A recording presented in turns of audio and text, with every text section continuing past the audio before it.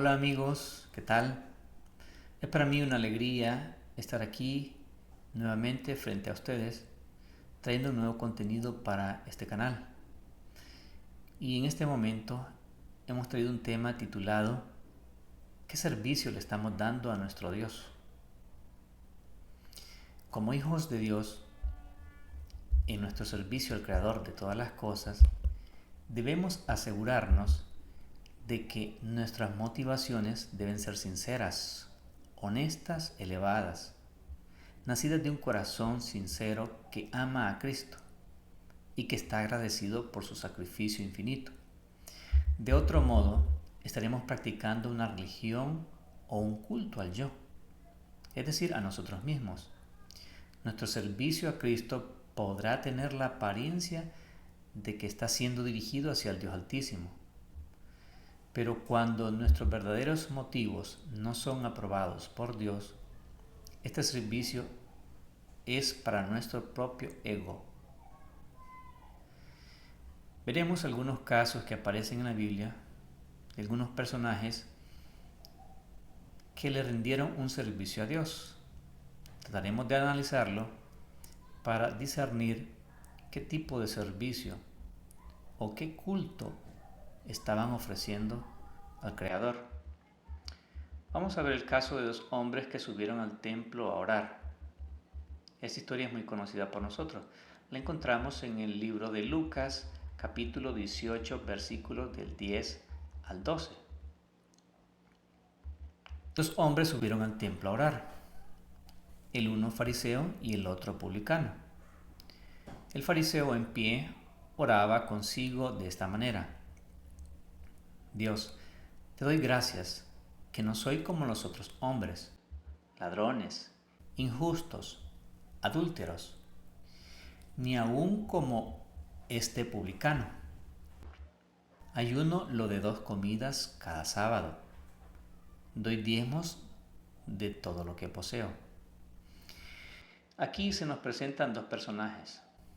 Uno, el fariseo, el otro, el publicano. Ambos llegaron al templo a tener una conexión con su Creador. Uno de ellos, el fariseo, puesto de pie y en oración, da inicio a su autorrecomendación al Dios que todo lo sabe y se presenta a sí mismo como una persona honorable, justa y buena. El fariseo se consideraba a sí mismo tan bueno a su criterio, que esto lo hacía merecedor del cielo y de todas las bendiciones. Esta persona tenía un alto concepto de sí mismo. Pero preguntamos, ¿qué espíritu poseía la mente de este fariseo? Poseía el espíritu que se considera justo a sí mismo, que no necesita perdón, el espíritu de suficiencia propia, que lleva a su poseedor a alimentar aún más a su ego. Su justicia propia está basada en sus buenas acciones que nacen de sus esfuerzos personales. En cambio, ¿qué sucedió con el publicano? El pobre publicano que oraba diciendo: Dios, ten misericordia de mí, pecador, se consideraba como un hombre muy malvado y así le veían los demás. Pero él sentía su necesidad y con su carga de pecado y vergüenza se presentó a Dios e imploró su misericordia.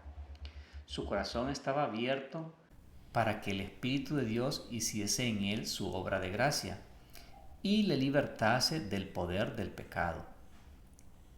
La oración jactanciosa y pretenciosa o presuntuosa del fariseo demostró que su corazón estaba cerrado a la influencia del Espíritu Santo.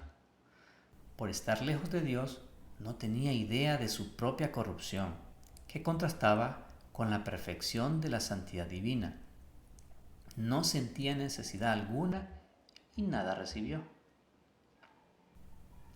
En este caso, uno de estos dos personajes estaba rindiendo a Dios un servicio que el cielo no aceptaba. En cambio, el otro, el publicano, quien se miraba a sí mismo como un hombre pecador y necesitado de la gracia de Dios, este sí recibió la justificación de parte de Dios. Otro caso que observamos en la Biblia es el caso de un discípulo que le ofrece un servicio a Cristo, haciéndole una promesa. Veamos qué se nos dice en el libro de Lucas, capítulo 22, versículo 33. Él le dijo: Señor, estoy dispuesto a ir contigo aún a la cárcel y a la muerte. Estas palabras fueron pronunciadas por un discípulo de Cristo. Pedro fue sincero al decirlas. Estaba dispuesto a ofrecer su vida por su maestro. Sin embargo, la base de tal declaración era su propia capacidad humana para llevarla a cabo, su propia hombría. Su valentía le harían cumplir su palabra. Él era un hombre pescador, muy bien formado. Su persistencia, su determinación, su voluntad en hacer las cosas de la mejor manera, le llevaron a concluir que por sus propias características y cualidades, era capaz de ir a la cárcel y a la muerte si era necesario, por su amado maestro. Pero cuán poco se conocía a sí mismo Pedro. En lo profundo de su corazón había justicia propia en este discípulo, que él posiblemente no reconocía. Justicia propia que debía ser arrancada de raíz. Y nosotros conocemos la historia. Vemos a un Pedro que negó 3 veces a su amado maestro. Esta amarga experiencia sirvió para conseguir este propósito. En el libro de Mateo se nos dice algo relacionado a lo mismo. En el capítulo 7, versículos 21 al 23. Mateo 7, 21 al 23. No todo el que me dice Señor, Señor, entrará en el reino de los cielos, sino el que hiciere la voluntad de mi Padre que está en los cielos. Muchos me dirán en aquel día: Señor, Señor, ¿no profetizamos en tu nombre? ¿Y en tu nombre sacamos demonios? ¿Y en tu nombre hicimos muchas grandezas?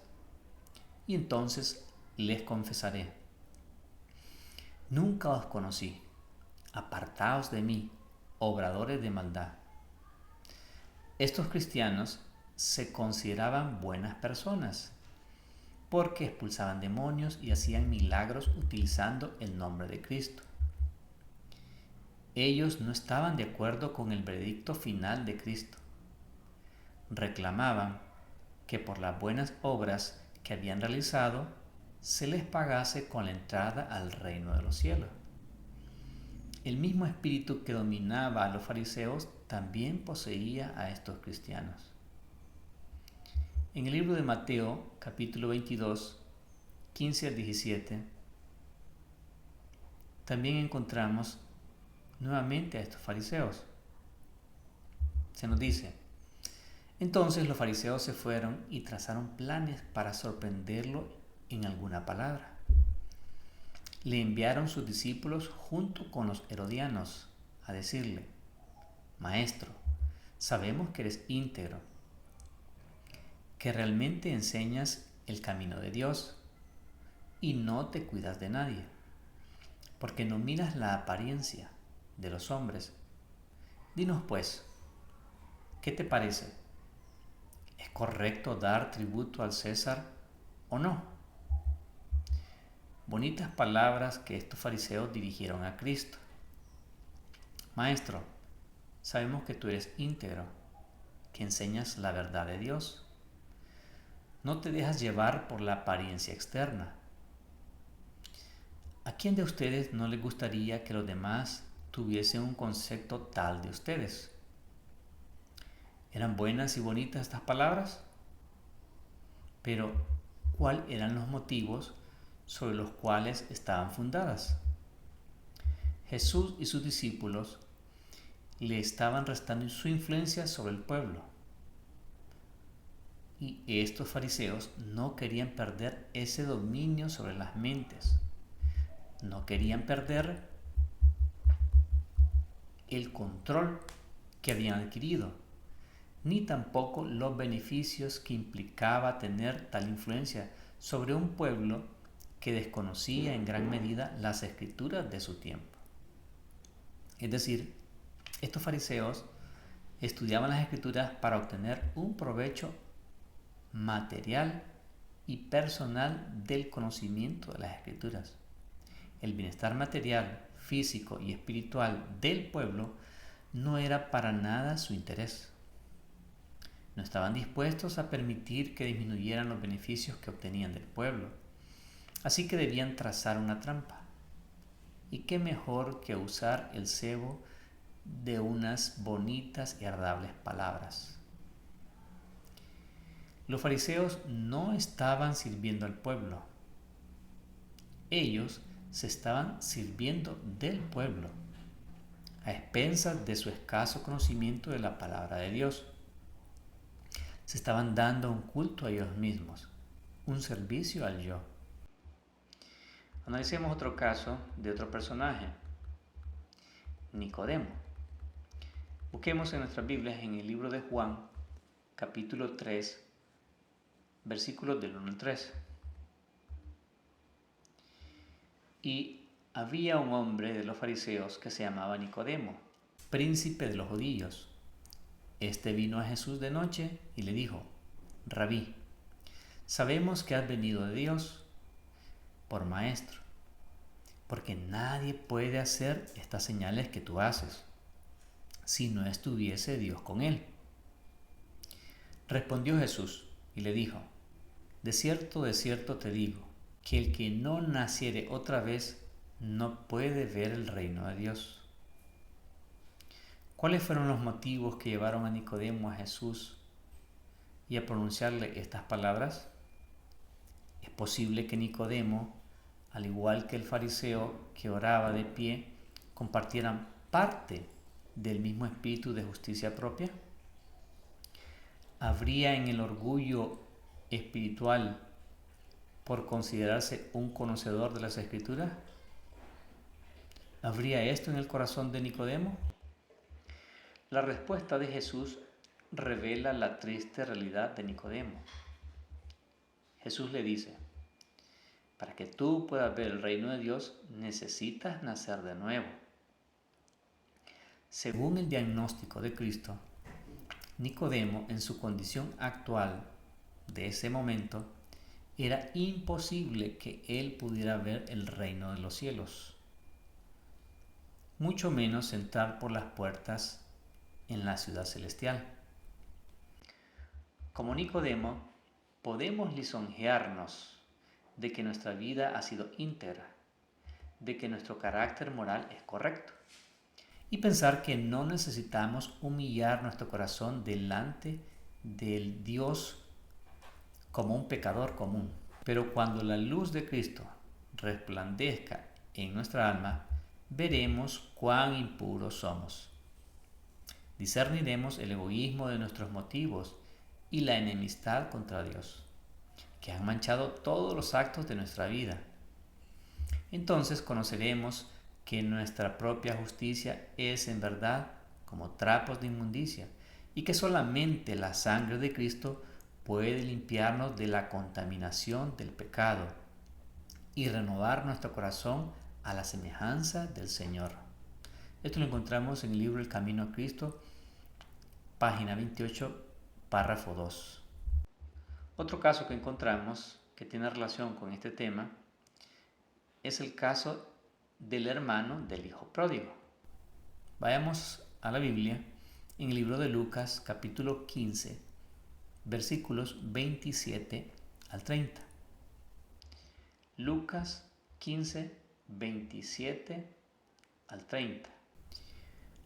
Y él le dijo: tu hermano ha venido y tu padre ha matado el becerro grueso por haberle recibido salvo. Entonces se enojó y no quería entrar. Salió por tanto su padre y le rogaba que entrase. Mas él respondiendo dijo al padre: He aquí tantos años que te sirvo, no habiendo traspasado jamás tu mandamiento, y nunca más has dado un cabrito para hacer banquete con mis amigos. Cuando vino este tu hijo, que ha consumido tu sustento con rameras, has matado para él el becerro grueso. ¿Qué era lo que no aceptaba el hijo mayor? El hijo mayor no podía comprender la injusticia que se estaba cometiendo contra él.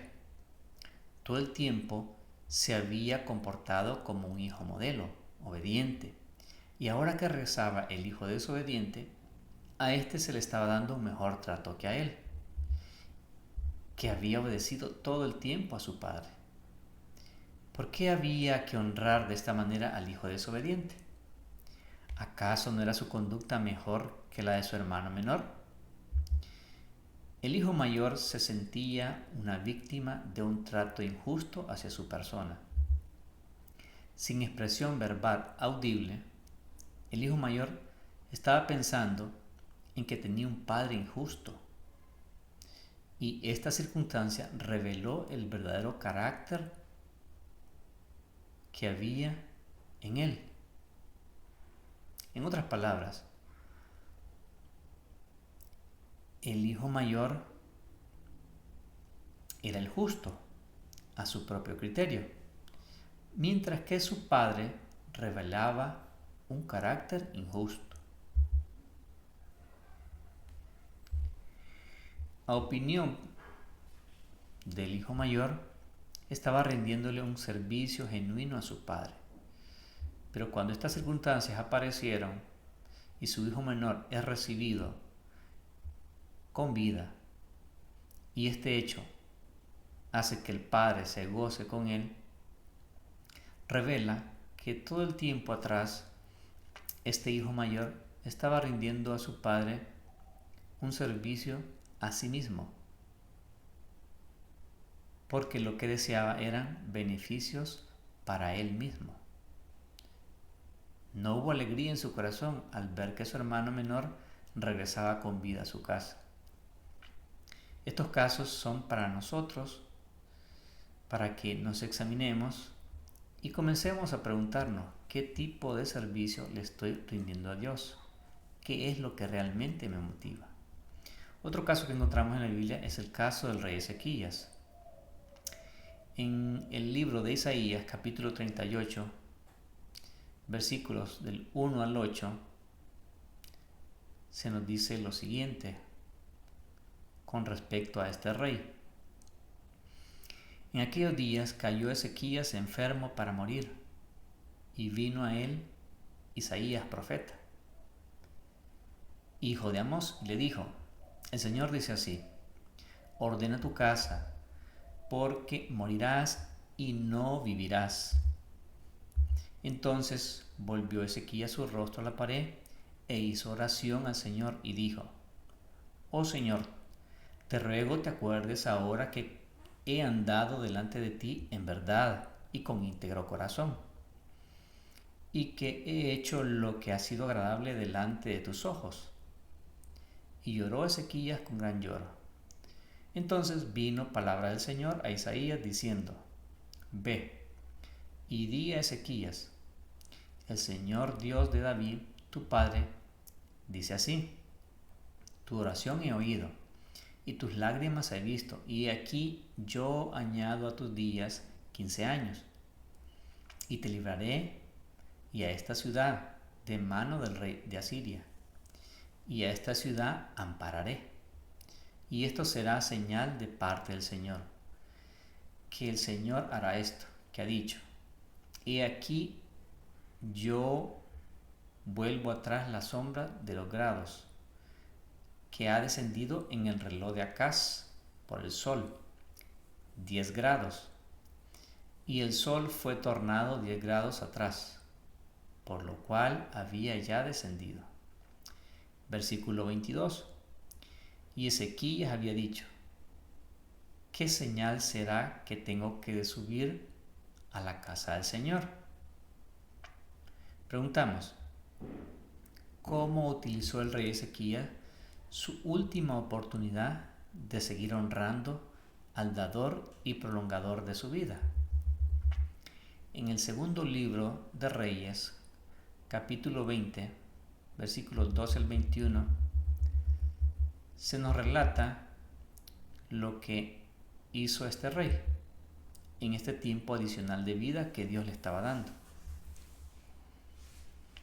En ese tiempo, Merodach, Baladán, hijo de Baladán, rey de Babilonia, envió una carta y presentes a Ezequías, porque había oído que Ezequías había caído enfermo. Y Ezequías se alegró con los enviados y les mostró toda la casa de sus tesoros, plata, oro, especies y ungüentos preciosos, la casa de sus armas y todo lo que había en sus tesoros. Nada quedó que Ezequías no les mostrara, así en su casa como en todo su señorío. Entonces el profeta Isaías vino al rey Ezequías y le preguntó, ¿qué dijeron estos hombres y dónde vinieron a ti? Ezequías respondió, de lejana tierra han venido, de Babilonia. Él le volvió a preguntar, ¿qué vieron en tu casa? Ezequías respondió, vieron todo lo que había en mi casa. Nada quedó en mis tesoros que no les mostrara. Entonces Isaías dijo a Ezequías, oye palabra del Eterno. Vienen días en que todo lo que está en tu casa y lo que tus padres han atesorado será llevado a Babilonia, sin quedar nada, dice el Eterno. Y de tus hijos que has engendrado, tomarán para que sean eunucos en el palacio del rey de Babilonia. Entonces Ezequías dijo a Isaías, la palabra que el Eterno habló es buena. Y él pensó, habrá paz y seguridad en mis días. Los demás hechos de Ezequías, todo su vigor y el estanque y el conducto que construyó para conducir el agua a la ciudad, están escritos en las crónicas de los reyes de Judá. Y Ezequías durmió con sus padres y en su lugar reinó su hijo Manasés. Analicemos un poco este caso del rey Ezequías. El rey Ezequías se alegró al escuchar que venían a visitarle unos extranjeros. ¿Qué le motivó al rey su alegría? ¿Qué le produjo ese gozo? Sus acciones inmediatas revelan un poco de sus motivos. Les mostró a estos extranjeros todos los tesoros que él había acumulado en todos sus años de reinado. Al marcharse estos extranjeros, se formaron el concepto de que el rey Ezequías era un hombre muy capaz, inteligente y de gran capacidad para administrar su reino. La persona del rey y sus habilidades políticas era lo que más resaltaba en sus mentes, debido a las impresiones que recibieron al ver toda la riqueza material que el rey de Israel había acumulado. El Dios que sanó al rey Ezequías estaba ausente en sus pensamientos. Estos extranjeros no pudieron conocer al Dios increíble de este rey. Pero estos extranjeros no eran responsables en gran medida de tal ausencia, de tal desconocimiento de Dios, ya que quien debía darles a conocer las grandezas, misericordias y el amor protector del Dios Altísimo había guardado completo silencio. Ezequías pecó al guardar en silencio la verdad del Dios verdadero, y este pecado le llevó al siguiente. Con vanidad pretenciosa demostró a estos extranjeros que no tenían el temor o conocimiento de Jehová, mostró los tesoros materiales que con su poder e inteligencia había logrado acumular. El Dios del cielo no se llevó los méritos que él realmente merecía. Cuán fácil es para un rey llegar a pensar que con su propio poder, fuerza, habilidad e inteligencia, es el autor y productor de su propia fortuna. Esto nos hace recordar las palabras de Nabucodonosor, cuando él dijo: ¿no es esta la gran Babilonia que yo edifiqué con la fuerza de mi poder para residencia real y para la gloria de mi grandeza? Esto lo encontramos en el libro de Daniel, capítulo 4, versículo 30. Cuando estos reyes contemplaban la grandeza y la riqueza de esos reinos, su ego, su yo, se inflamaba. Ser admirados era una idea que les agradaba. Cuando hacemos que las miradas de otros se posen en nosotros para que admiren nuestras cualidades, la religión que estamos practicando es el culto al yo. Dios está ausente en este culto, pero usamos el cristianismo como una herramienta para hacer creer que estamos sirviéndole a Cristo, cuando en realidad nos estamos sirviendo a nosotros mismos. Vuelvo a preguntar, ¿cómo debió haber utilizado el rey Ezequías su última oportunidad de vida? Esto lo encontramos en Consejos para la Iglesia, página 558. Cuando hayamos orado por el restablecimiento del enfermo, no perdamos la fe en Dios, cualquiera que sea el desenlace del caso. Si tenemos que presentar el fallecimiento, apuremos el amargo cáliz, recordando que la mano de un padre nos lo acerca a los labios.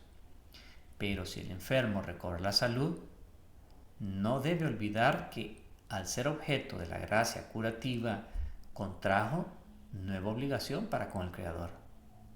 Cuando los 10 leprosos fueron limpiados, solo uno volvió a dar gracias a Jesús y glorificar su nombre.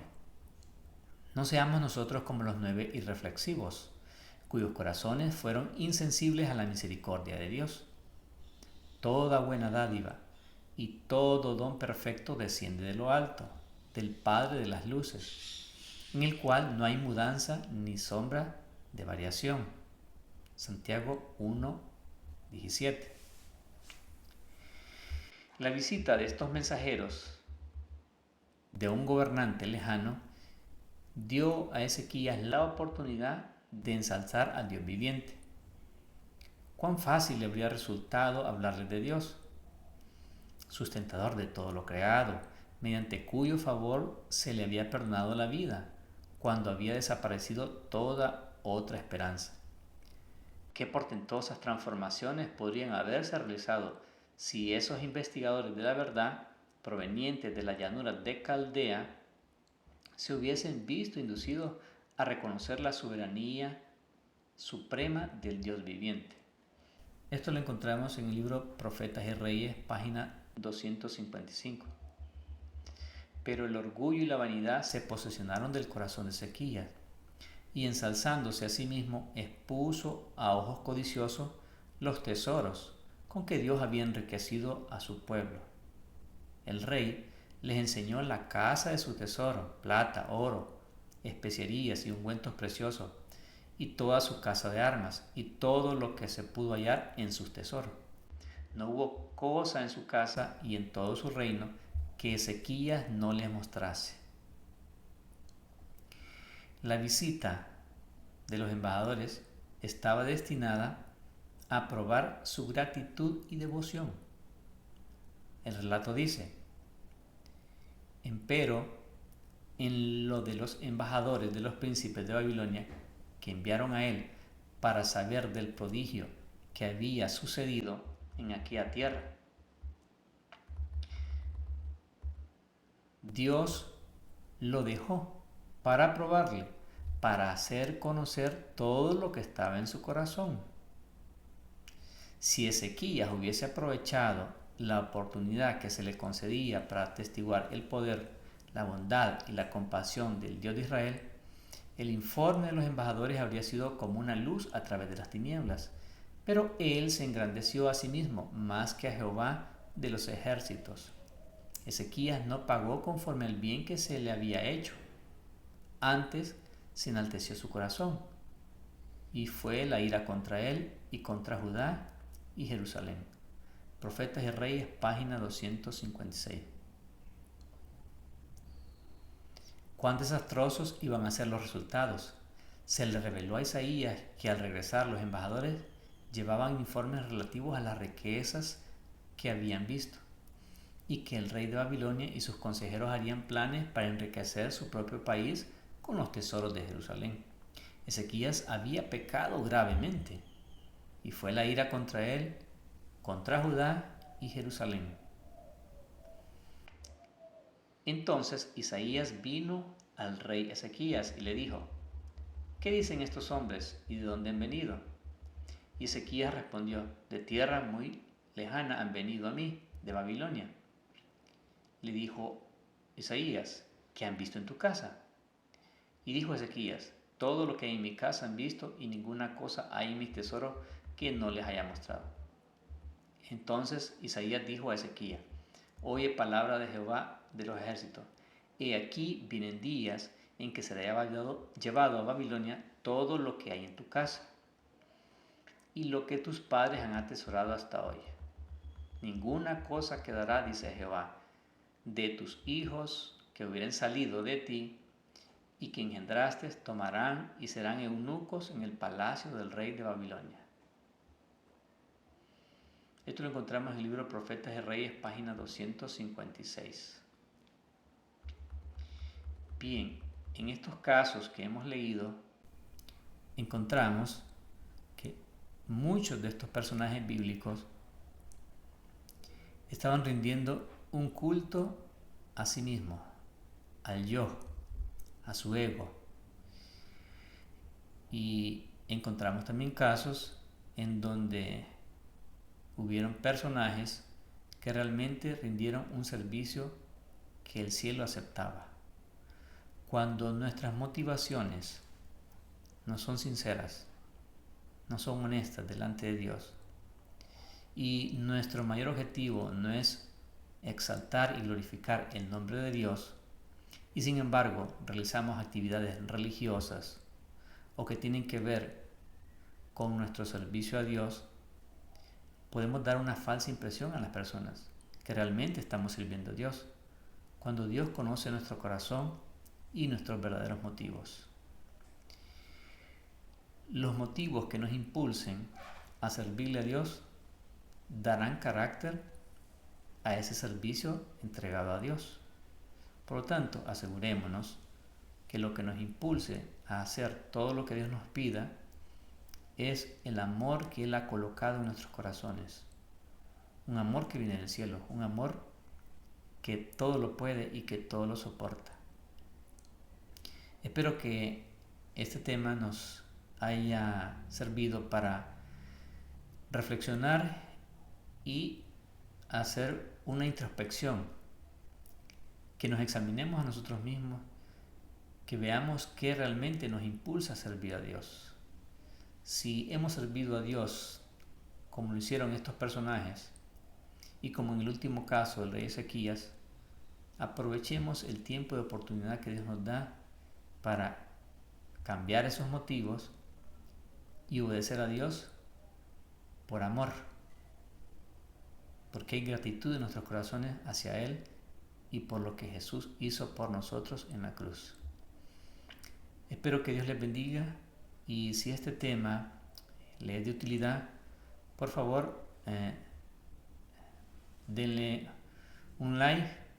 Si no están suscritos al canal, por favor suscríbanse y anoten todas las publicaciones o notificaciones para que puedan recibir noticias cada vez que este canal esté subiendo un nuevo contenido. Que Dios les bendiga mucho.